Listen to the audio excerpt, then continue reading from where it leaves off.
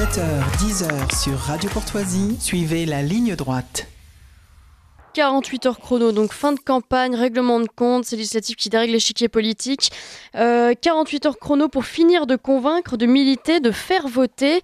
Et au bout, un premier scrutin qui aboutira peut-être à une majorité absolue du Rassemblement national. 48 heures qui conclut une série de rebondissements parfois inévitables, parfois inattendus. Et je vous propose de revenir sur ces derniers jours qui ont bouleversé l'échiquier politique français avec Gilbert Collard, Benjamin Cauchy et François Lasselve, s'il arrive un jour. Bonjour messieurs. Bonjour. D'abord, ce dernier sondage, une majorité absolue quasi certaine pour le Rassemblement national. Gilbert Collard, c'est historique. Vous avez vu évoluer les idées du Front national puis du Rassemblement national. Comment expliquez-vous ce succès aujourd'hui ? Écoutez, ce que je peux vous dire, c'est que le jour où Marion Maréchal et moi-même, en 2012, nous sommes entrés au Parlement comme les deux seuls députés de ce qui était à l'époque le honni maudit Front national, je n'imaginais pas une seconde que le processus de dédiabolisation que j'avais engagé avec Marine Le Pen, bien sûr, allait arriver un jour à nous amener à dire est-ce qu'il va y avoir une majorité absolue au Parlement. Voilà. Alors, qu'est-ce qui a pu faire qu'aujourd'hui on est arrivé à ce niveau ? Un principe léniniste. Ça va vous époustoufler que je dise ça, hein.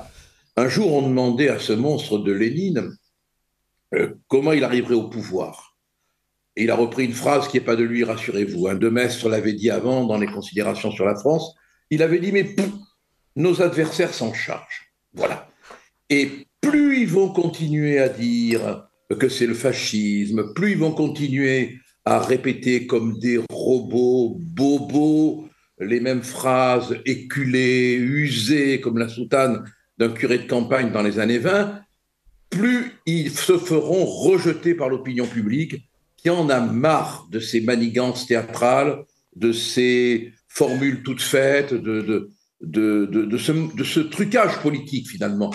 Les gens veulent de l'authenticité. Or, on peut dire ce qu'on veut du Rassemblement national, avec des évolutions bien sûr.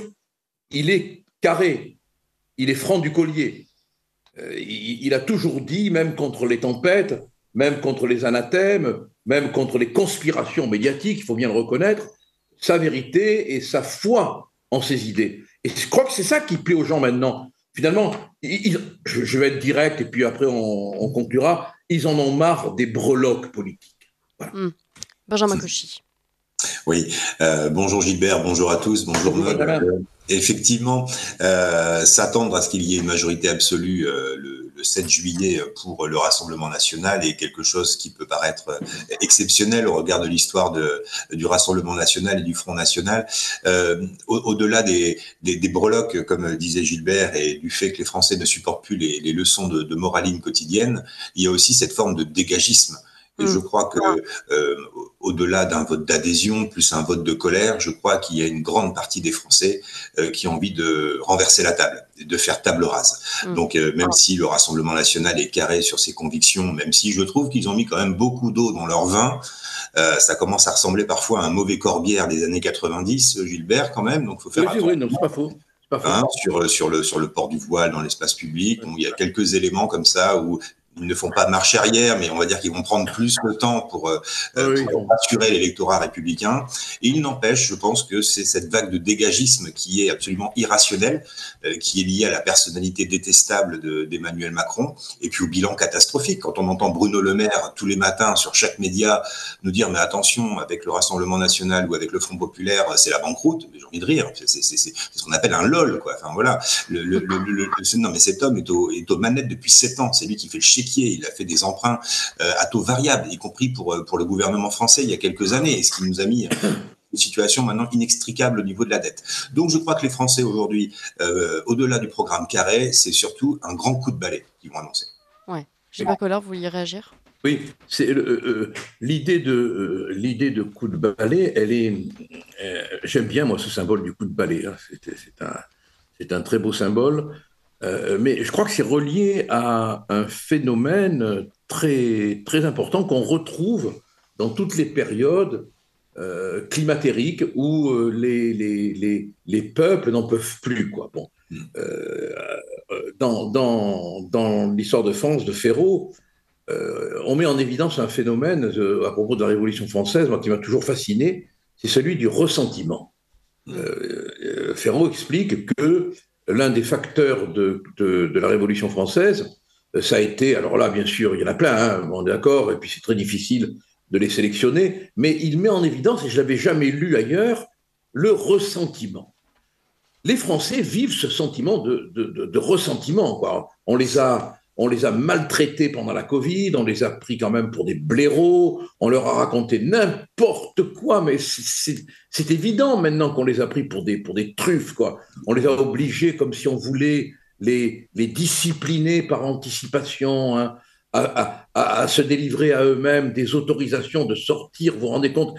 Imaginez qu'on ait eu encore De Vos, ce qu'il aurait fait avec ce document qu'on se délivrait à soi-même, quoi. On les a obligés à quitter la terrasse des cafés sous la menace de policiers armés, lourdement armés. Bon, après, quand il y avait eu les Gilets jaunes, il y a eu une répression d'une férocité qui a ému le monde entier. Enfin, quand même, on oublie tout ça. Bon, Macron a été d'une violence avec son peuple, d'une violence inouïe. Et puis, il y a la situation économique, il y a l'incapacité à venir en aide aux policiers, aux enseignants, le mépris administratif, la difficulté à trouver un médecin aujourd'hui, quoi. Bon, vous voulez un rendez-vous chez le médecin, il vous faut 3 mois. Bon, enfin, si on cumule tout ce qui se passe, quoi, alors je vous propose Français, juste de poursuivre juste après le bulletin d'actualité. C'est très mal fait, on est coupé, mais il est 8h, c'est le bulletin d'actualité et on reprend juste après notre conversation.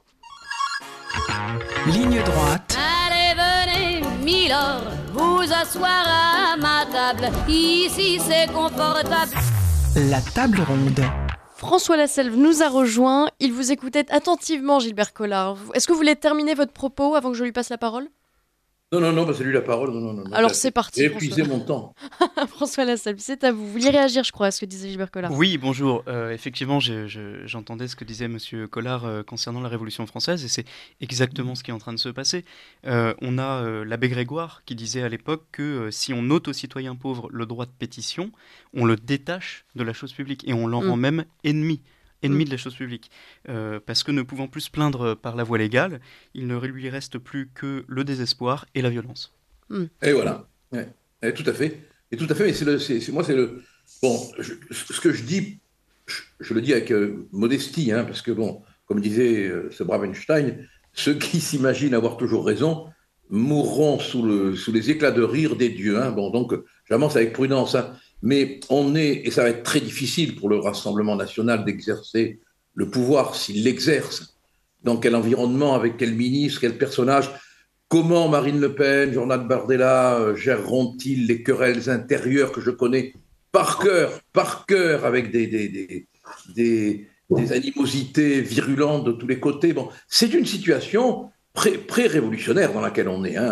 Alors, je ne sais pas quelle figure elle aura, je ne sais pas quelle tournure elle prendra, mais Macron a fait en sorte, comme excitateur des médiocrités et des passions, cette espèce de Néron d'allumette, hein, il a réussi ce prodige à être un excitateur de médiocrité et de paroxysme. Hein. Bon.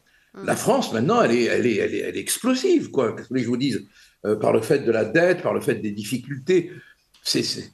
Parfois, on reçoit un courrier, c'est anecdotique ce que je dis là, hein, mais c'est très significatif, qui met 15 jours pour arriver. Ouais. Vous vous rendez compte? Non, mais on en est là. Quand vous voulez joindre un service public, vous avez l'impression de les déranger, alors que le service public est au service du public. On est dans une situation qui est objectivement insupportable, quoi. Donc, on a tous les prolégomènes, on a tous les signes, pour ceux qui connaissent un peu l'histoire, qui aiment l'histoire, on a tous les signes d'une crise très violente. Et je plains le Rassemblement national qui va arriver au pouvoir. Vraiment. Bah là, c'est la grande question, en fait. Est-ce qu'il n'est pas un peu...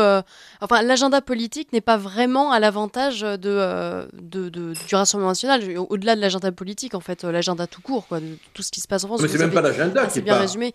La situation globale. Vous comprenez, Macron, Macron, pour moi, est un personnage immature, prépubère, étranglé de l'ombilic. Bon, donc on n'en tirera rien. Hein. Mais cette espèce de juvénilité dangereuse fait qu'il a laissé aller la situation dans un caprice romain, quoi, digne de l'époque des empereurs romains, Caligula, les fous, quoi, les fous du cirque, voilà. Bon, et quel que soit le groupe politique qui prendra le pouvoir, Macron passe un bâton de dynamite. Voilà, il passe un bâton de dynamite. Alors, ça va être très difficile pour le Rassemblement national, avec quand même l'extrême gauche, qui n'a qu'un seul but, c'est de bordéliser la France. Hein. Ça va être très difficile de réinstaller même une idée de l'ordre. Je ne dirais pas l'ordre, mais une idée de l'ordre, voyez-vous. Ouais. Donc, il faut se préparer. On va entrer dans des périodes, à mon avis, très difficiles, très délicates. Et ce serait une chance que le Rassemblement national ait la majorité absolue. Je ne suis pas sûr que ça en serait une pour lui de prendre les commandes du pouvoir maintenant, vu le contexte difficile. Voilà. Et on parlera des conséquences de ces scrutins. Benjamin Cauchy, vous vouliez réagir, je crois.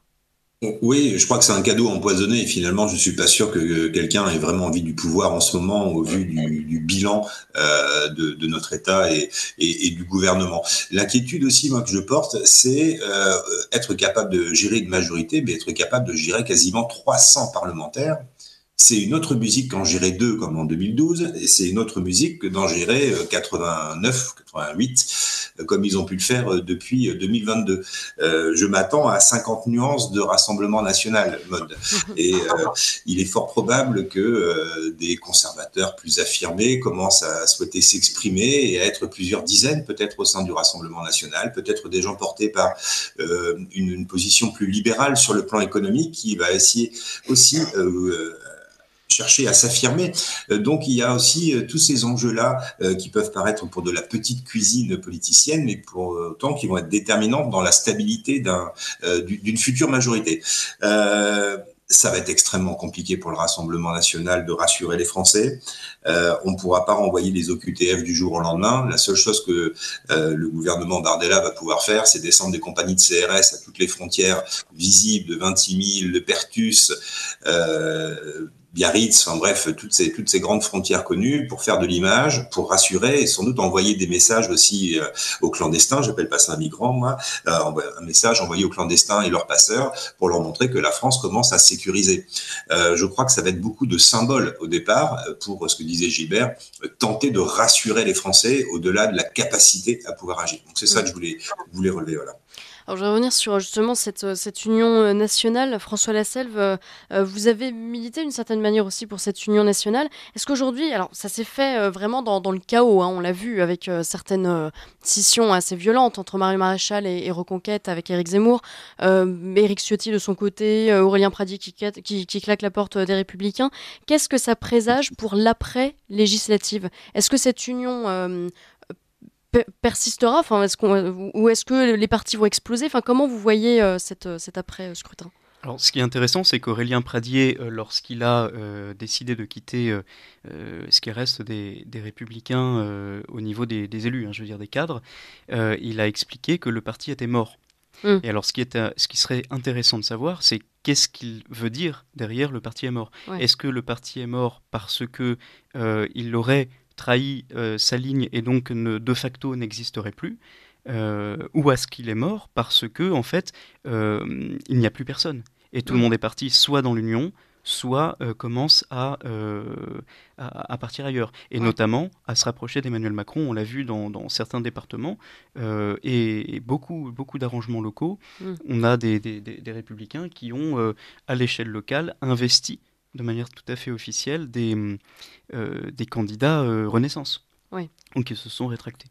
Et là, il y a une vraie recomposition qui s'opère. En fait, ce qui est amusant pour moi, c'est que les problèmes d'aujourd'hui, comme de toute façon les problèmes de manière générale, sont souvent l'excès de solutions précédentes. Et lorsqu'il y a eu la création de l'UMP en 2002, si ma mémoire est bonne, c'était la fusion entre le RPR et l'UDF, pour dire les choses de manière un peu schématique, et on a fait se rassembler des gens qui étaient très différents. Aujourd'hui, j'ai l'impression qu'on est en train de recréer deux blocs similaires, un nouveau RPR qui est en fait le Rassemblement national, beaucoup plus étatiste et beaucoup plus identitaire, et un nouvel UDF autour d'Emmanuel Macron, avec les libéraux, les progressistes, qui viennent de tous les camps. On a le Parti radical, enfin ce qu'il en reste, en tout cas, j'avais eu l'occasion d'en parler avec vous précédemment. Horizon, Renaissance, une partie des cadres des Républicains, l'UDI, qui était longtemps allié à l'UMP. Et ce qui est amusant, c'est que on avait pendant très longtemps deux partis de masse, le RPR et le Parti socialiste. Et à la marge de ces deux partis de masse, il y avait des partis qui étaient à leur périphérie, qui étaient alliés à ces deux grands partis, mais qui étaient un peu plus radicaux, ou qui n'étaient pas alliés, mais qui étaient plus ou moins, qui n'étaient pas si éloignés, on va dire, au niveau des idées. Et donc on avait le Parti communiste qui faisait des alliances avec le Parti socialiste, et on avait une droite plus à droite que le RPR qui ne faisait pas d'alliance, mais qui n'en était pas si éloigné à certains égards. Et l'électeur, en fait, faisait le choix au premier tour de donner son suffrage comme il l'entendait, mais au second, il y avait cette logique de vote utile, et donc deux camps se dégageaient. On avait le camp PS et le camp RPR, avec une alternance. Le RPR a été très longtemps allié à l'UDF, alors ils envoyaient chacun leur candidat au présidentiel pour montrer les gros bras, mais aux élections locales et aux législatives, ils faisaient alliance, ils gouvernaient ensemble. Et là, on est en train de trouver une situation différente, c'est que il y a un nouveau UDF et un nouveau RPR qui est en train de se créer, mais la différence, c'est qu'ils ne s'allieront pas. Ouais. Pour moi, ces deux blocs sont complètement irréconciliables. Et donc, on risque de se retrouver dans une situation où on n'a plus, comme avant, la possibilité de faire alliance. Et donc, soit l'un de ces deux blocs a chigné là-dessus, soit l'un de ces deux blocs a une majorité écrasante, comme ça a été le cas avec Emmanuel Macron en 2017 ou avec le camp national dans les échéances qui vont venir. Mais on risque aussi de se retrouver dans une situation où, à la différence des deux blocs, on en aurait trois qui se dégagent. Et on a les libéraux progressistes, les conservateurs identitaires ou la gauche rassemblée, et aucun de ces trois blocs n'aurait de majorité, pays complètement ingouvernable, et on risque de tomber dans la situation de la Belgique qui avait connu combien, 250, 300 jours sans gouvernement, je ne sais plus, ou alors un gouvernement de techniciens, et là le président fait exactement ce qu'il veut. Et c'est peut-être le plan. Alors, Benjamin Cauchy, je vous vois dodeliner. Oui, je dodeline ou j'acquiesce. Effectivement, ça risque d'être un gros bordel. On peut appeler un chat un chat. Je crois effectivement, s'il n'y a pas de majorité absolue pour le Rassemblement national, on risque d'arriver à une crise institutionnelle majeure où l'issue risque dans un premier temps être dans la rue, puisque personne ne revendiquera de défaite finalement, où tout le monde souhaitera revendiquer un bout de victoire, et ça risque d'attiser les haines et la tension dans la rue. Politiquement, je ne vois pas d'issue s'il n'y a que des majorités relatives. Par ailleurs, le bloc UDF, je reviens juste là-dessus, mais ce bloc UDF, j'ai assisté à la création de l'UMP en 2002, dans une petite salle de l'Aisne, à Château-Thierry. Il y avait, tous les meilleurs étaient là, Renaud Dutreil, Roselyne Bachelot. Je voudrais pas que Gilbert s'étouffe avec son café quand je lui donne des noms comme ça au réveil. Mais voilà, il y avait toute la jet set à l'époque de la future UMP qui s'était réunie. Il y avait cette capacité quand même à l'époque de trouver des compromis entre l'UDF et le RPR. Ils étaient dans une situation politique où ils devaient se rassembler. Aujourd'hui, Macron est à l'Élysée, le Rassemblement national est aux portes du pouvoir, comme dirait Benedetti. Ça va être difficile. Il faut qu'ils se distinguent l'un à l'autre. En 2002, l'UDF et le RPR avaient conscience de cette nécessité pour gagner de s'associer. Donc c'est ce qui fait aussi cette grande différence. Voilà ce que je voulais vous dire sur ce sujet. Non, c'est très bien. Gilbert Collard, j'aimerais revenir sur un événement qui a marqué aussi la droite, les conservateurs, et notamment, enfin surtout Reconquête, puisqu'on va justement parler de ça. D'ailleurs, vous avez tous les trois une histoire avec Reconquête, si j'ose dire. Gilbert Collard, vous avez rejoint Reconquête pendant la présidentielle, puis vous avez quitté le parti d'Éric Zemmour. Comment vous avez vécu cette scission entre Marion Maréchal et Éric Zemmour ? Comment vous avez vécu ce moment en fait où Marion Maréchal a vraiment dit « moi je veux l'union ». Éric Zemmour n'a absolument rien fait pour que cette union ait lieu. Non, c'est beaucoup plus compliqué que cela. Ça, Bien c'est sûr. la lecture Ça, c'est la lecture universitaire. Hein. Bon, on va... Soyons empiriques. Voilà, on est d'accord, Allez-y. on est d'accord, Benjamin. Bon, je crois que ceux et celles qui sont allés à Reconquête ont été emportés par la sonorité romanesque, romantique, intellectuelle de Zemmour. Au prix de sacrifices, vraiment, c'est le cœur brisé que j'ai quitté le Rassemblement national. Hein. Mais je croyais que Zemmour allait incarner une espèce de reconstruction politique. Je vais être très franc avec vous, c'est brutal, je m'en excuse. Je pensais rejoindre l'empereur, j'ai rejoint la biche. Voilà. Ah oui. Voilà. Et ça a été une... je pourrais même dire que j'ai rejoint le couple la biche. Ça a été une déception monumentale qui explique que Rivière est parti, bien d'autres, Messia est parti puis il est revenu, on pourrait en citer, hein, De Villiers s'est éloigné, bon, je ne vais pas faire l'énumération de tous ceux qui sont partis, mais finalement il ne reste plus que 2 ou 3 personnes, hein. Donc il y a bien un problème fondamental au sein de ce mouvement. Bon, on pourrait un jour, si vous voulez, faire l'autopsie de Reconquête. Maintenant, Marion, elle est partie parce que avec Zemmour et Knafo, ils ne se supportaient plus. Ils lui ont fait des coups pendables à Marion, bon, lui piquant son temps d'antenne. Quand un journaliste téléphonait pour avoir un représentant de Reconquête, on envoyait Knafo à la place de Marion.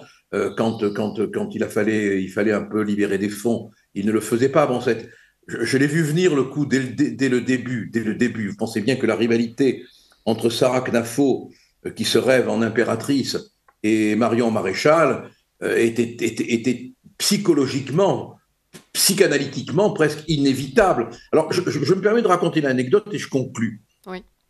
J'étais une fois avec Max Gallo et Chevènement dans un restaurant, pour être précis, qui était pas loin du Panthéon. Et on parlait de politique, évidemment. Hein. Et Max Gallo, à un moment donné, nous a dit, mais arrêtez de raisonner comme vous le faites. Vous considérez que la politique est quelque chose de rationnel. Elle est d'abord passionnelle. D'abord. Et c'est vrai. Et c'est vrai. Et c'est ce qui va compliquer terriblement la vie du Rassemblement national. Parce qu'il n'y a pas de rationalité en politique. Il y a une apparence structurelle qui est rationnelle. Et quand on va à l'intérieur, prenez toute l'histoire. Toute l'histoire, c'est des coups de passion, quoi. Alors, quand on a des hommes d'État ou des femmes d'État, ce que Marine peut être, attention, parce qu'il ne faut pas sous-estimer le caractère de Marine Le Pen, hein.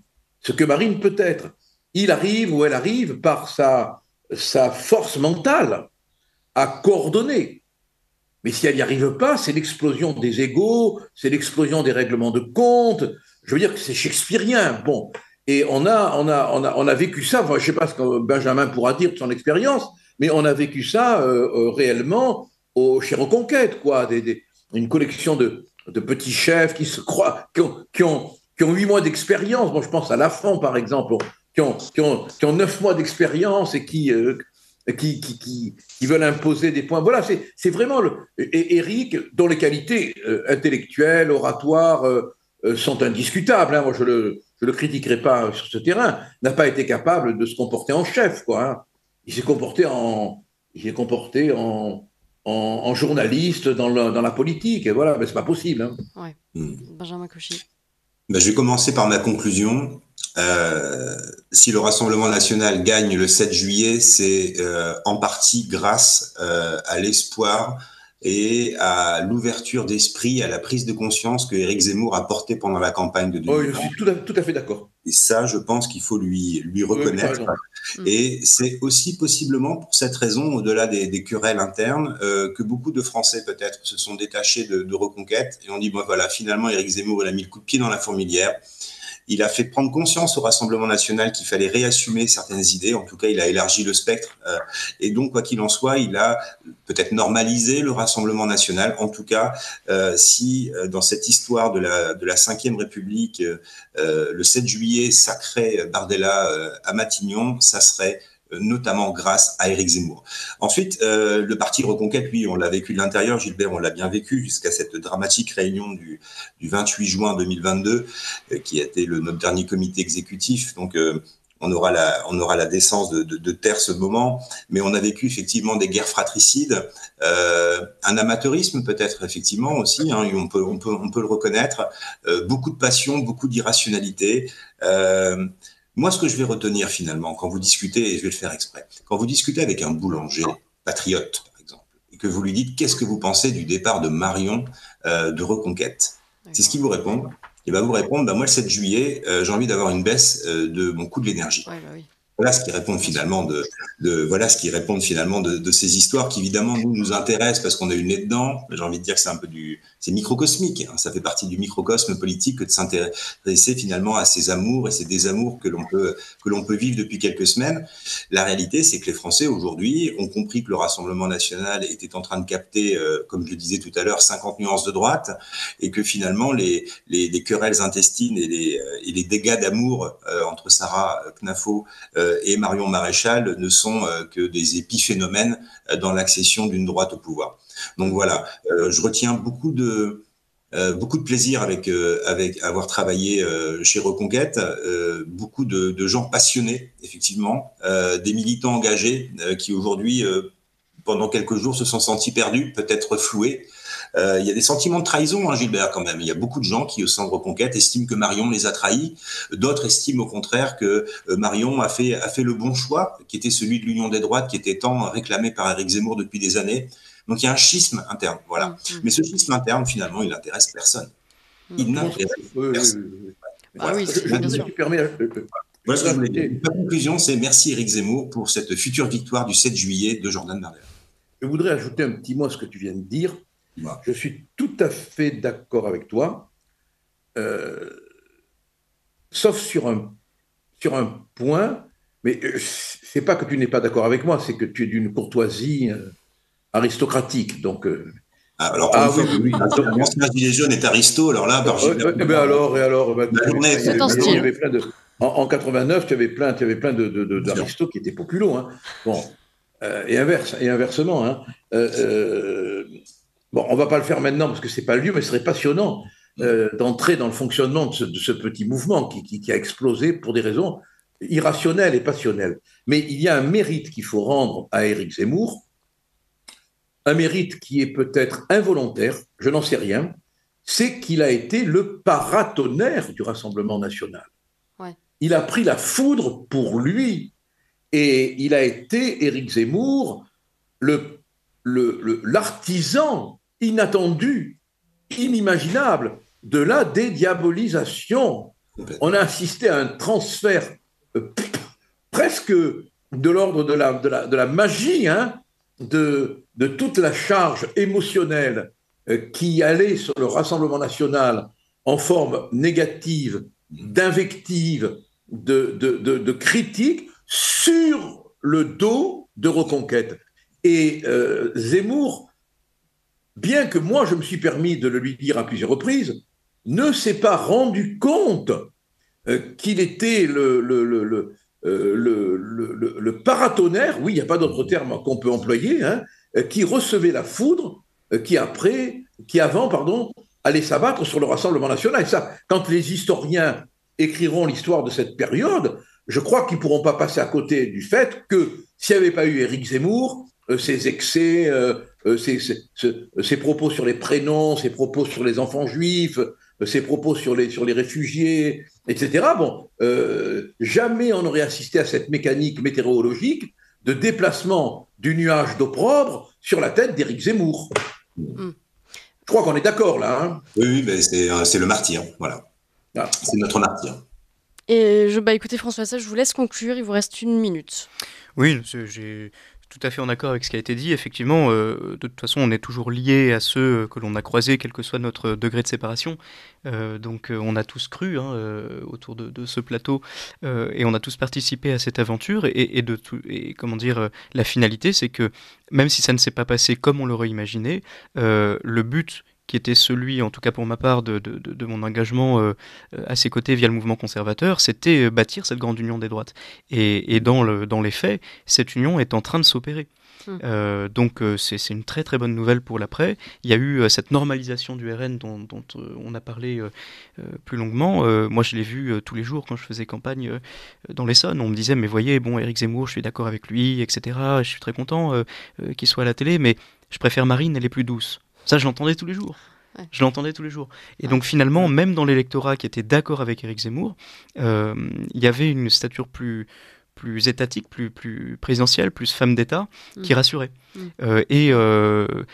Dans le processus d'union, bon, ça s'est passé comme ça s'est passé, mais aujourd'hui, il y a quelque chose qui se construit alors même que ça s'est fait en 5 jours par des déclarations pour la plupart non coordonnées dans l'urgence. Là, il reste 3 ans pour bâtir quelque chose de beaucoup plus sérieux, et les Français l'attendent, les sympathisants de tous les partis évidemment, mais les Français aussi. Ouais. Écoutez, merci à tous les 3 d'avoir participé à cette table passionnante. Mais on vous réinvitera tous les 3. Je trouve que ça va vous compléter bien. Ça matche bien. Ça matche bien. Ouais. Merci. Merci. Avec un avocat, un journaliste. Écoute, tu as une tête d'Aristo. Alors fais attention, qu'on la décapite pas. Allez, regarde, tu préfères ça? Ah bah alors là, c'est.